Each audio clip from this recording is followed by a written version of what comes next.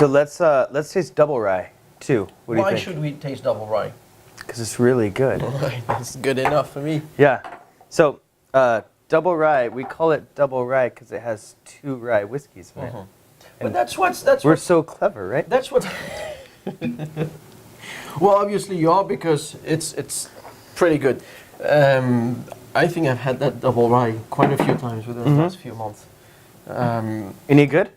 Well, yes, Oh, thank you. of course. Otherwise, I wouldn't let you pour it. You know. Cheers. Yeah, so this is a blend of a 2-year-old rye. We get it from LDI, and the mash bill is 95% rye, 5% barley. Okay. And then the 16-year-old was distilled at Barton Distillery, and that's more traditional rye mash bill. So it's 53% rye, 37 corn, 10 barley. All right.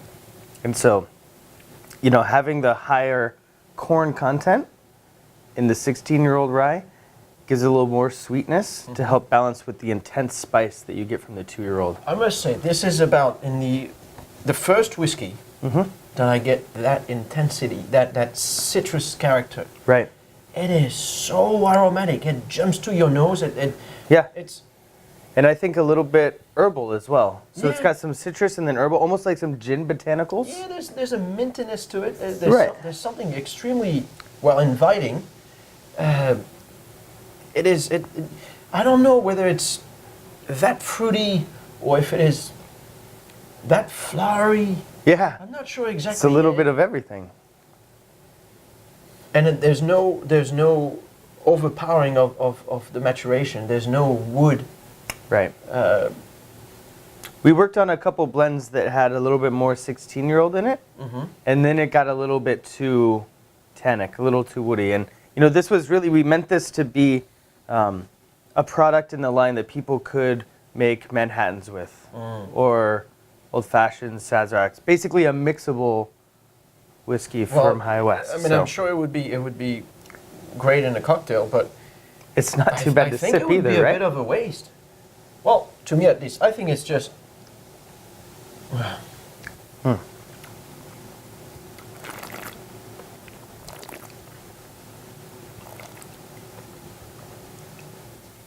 Easygoing. Yes, there's a peppery note to it. Yes, you've got a bit of a spiciness, Right. but it goes down easy. It's very silky. I guess there's a good deal of mouthfeel work there. Because there's nothing really says, oh, Right. sometimes rye can be. Yeah. I think a lot of that has to do with blending the 16-year-old into it. You know, it gives you the soft and mature finish. Troy, what Yeah. about that theory of a whiskey taking so long to finally reach its peak? I'm not talking about the maturation. I'm talking about the marrying. Obviously, it's right. those are products of blending. Yes. But I've heard that it takes a little while. You think that you're blending this and that and it tastes great, but then a few days later, a few weeks later, it's different. What about that then? Yeah, no, you're absolutely right. We had no idea about this. You know, we like David likes to call it bottle shock. You always hear about bottle shock with wine, but never with whiskey. But it absolutely happens. We went through so many blends, just with graduated cylinders in the office, and you taste them and you're like, yes, that's the one. And then you let them sit over the weekend, and you come back. They're totally different. So, what we've had to do basically is do a bunch of different blends that we think will be good. Let them sit over the weekend or for a week or so, and then taste them to decide which one is the best. Because it's not always the best one when you blend it right then. Right. Sometimes after a week, it's a different one that you think is the best one. So, yeah, it's an interesting process. Yeah, we had no idea that happens, but nobody told us. You had to discover that. Yeah.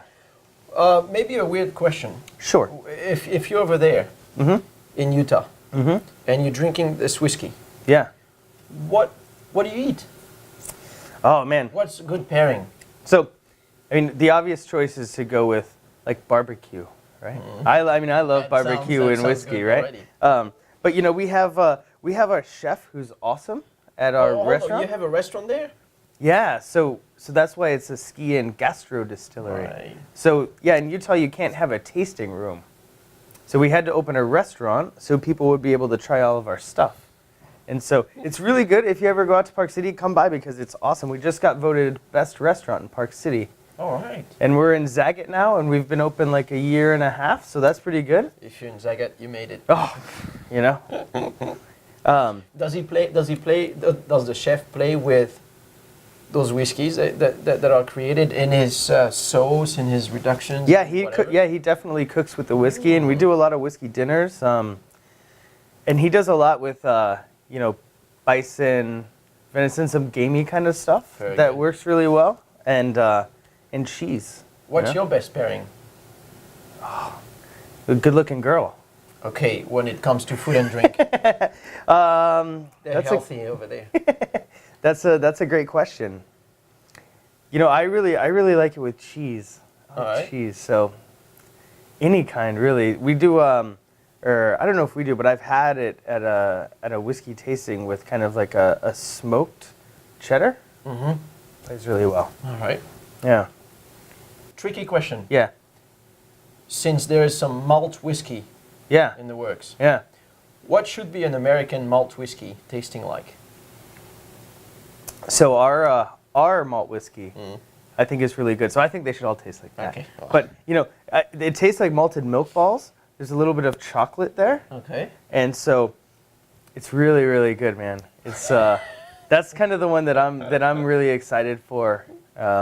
It's and the stuff that's aging now is also really good. So I just think it's gonna be something that we get a lot of kudos for.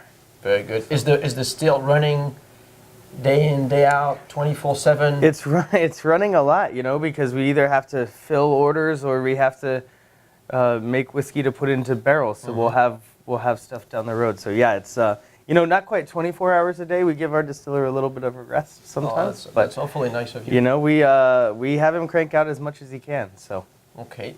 Then when is the second still getting to the distillery? yeah, soon I hope. Uh-huh. Maybe next year, maybe the year after. I don't know. We have to find a good one. See, you've got to ask, otherwise you don't know.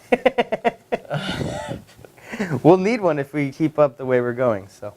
Well, Troy, thank you so much. I mean, thank you for having being in me. New York, Absolutely. I love it here. and thank you for bringing those new things, Absolutely. the oat, Mm-hmm. and all of these wonderful whiskeys. Thank you for having me. Well, Yeah, a last one. sure. If you're on the West Coast, Mm-hmm. can you find High West? Yeah, actually, outside of Utah, California is our biggest state. All right. No, California is really big, But a lot of people go from California to Park City to go skiing, so we have a lot of flux that way. So yeah, California is our biggest state. We're all over. They do a really good job out there. Are you also all over the East Coast? Yeah, so right now, Massachusetts, just started Connecticut, New York, New Jersey, DC, Delaware, Maryland. You can get our stuff in Pennsylvania here and there. Okay. Tennessee, Georgia, Chicago, Okay.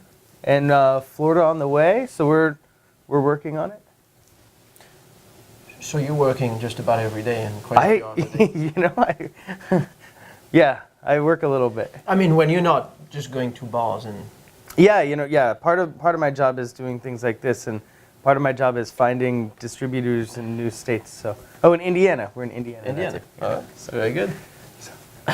Thank you so much. I appreciate Thanks a it. lot. Yeah.